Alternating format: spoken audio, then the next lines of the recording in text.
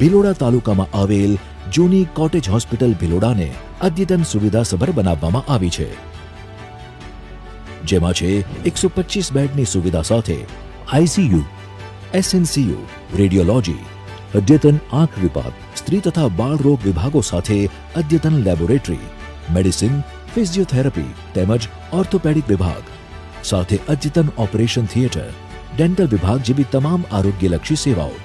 ₹43 કરોડના ખર્ચે નિર્મિત આ પેટા જિલ્લા કક્ષાની હોસ્પિટલનો લાભ ભિલોડા તેમજ આસપાસના વિસ્તારોના ગરીબ અને મધ્યમ વર્ગના નાગરિકોને મળશે.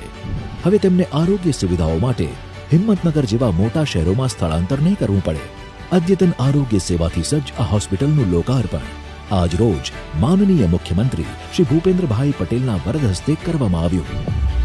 જન જનના આરોગ્યની દરકાર કરે ગુજરાત સરકાર.